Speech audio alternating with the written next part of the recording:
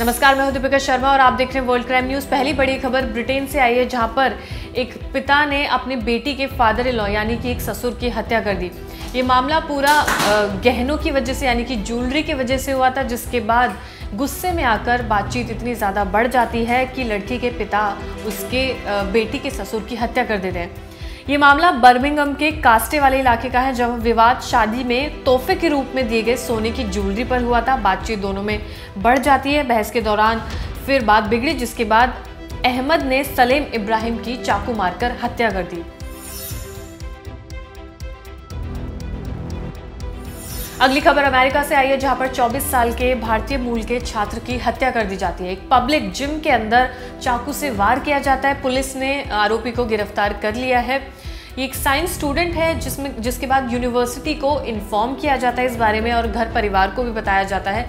Police ने उस शख्स को पकड़ लिया है जिसने मारा था। इसके पीछे की वजह अभी तक सामने नहीं आ पाई है, लेकिन एक पब्लिक जिम के अंदर इस बच्चे पर, एक 24 साल के बच्चे पर वार किया जाता है चाकू से। ये आपसी रंजिश है या फिर कोई दूसरी वजह है इसके पीछे, इस चीज़ की पुलिस इन्वेस्टिगेशन कर रही है।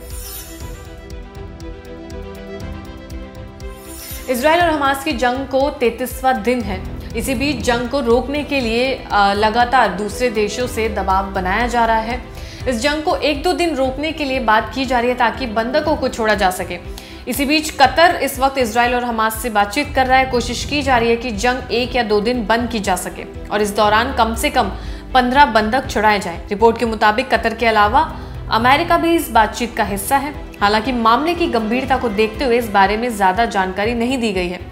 इस बीच इजरायली सेना ने हमास के लिए हथियार बनाने वाले कमांडर को भी मार गिराया है और फिलहाल इस बात पर फोकस चल रहा है कि इस जंग को थोड़े दिन के लिए रोका जाए ताकि उन बंधकों को वापस उनके घर भेजा जाए। और अब अगली खबर, हमास के कमांडर का कहना है कि जो 7 अक्टूबर को हुआ, दरअसल वो प्लान का हिस्सा नहीं था। उन्होंने कहा कि जितने लोगों की जान गई है वो लास्ट मिनट पर प्लान बदला है और फिर उसके बाद कत्लेआम हुआ है।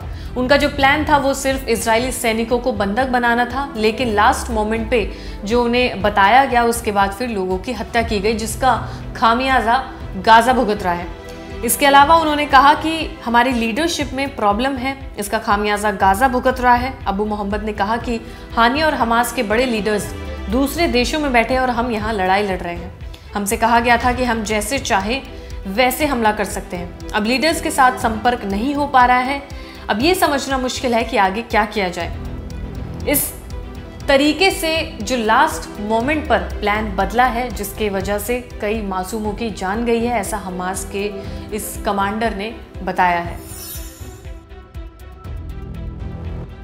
इजराइल हमास के बीच चल रही जंग के बीच में अब पूर्वी सीरिया में जो अमेरिका के कुछ सैन्य ठिकाने हैं उन पर भी हमला किया जा रहा है। ऐसी रिपोर्ट सामने आई है, जिसमें हमले के जवाब में अमेरिका ने कल 8 नवंबर को हवाई हमला किया, जिसमें ईरानी समर्थित समूह के 9 लोगों के मारे जाने की खबर आई है। इससे पहले ईरानी समर्थित समूह की तरफ से हमले किए जा रहे थे। अमेरिका ने यह हमला ईरानी समर्थित मिलिशिया की तरफ से इस्तेमाल की जाने वाले हथियारों के गोदाम पर किया। अमेरिका ने 2 F-15 फाइटर जेट की मदद से ईरान के रिवॉल्यूशनरी गार्ड से जुड़े हथियारों के गोदामों पर हमला किया। इस बात की जानकारी अमेरिकी रक्षा मंत्री लॉयड ऑस्टिन ने दी है। इस पूरी रिपोर्ट को इन्होंने जारी किया है। फिलहाल इस वर्ल्ड बुलेटिन में इतना ही। ताज़ा खबरों के लिए देखते रहिए क्राइम तक।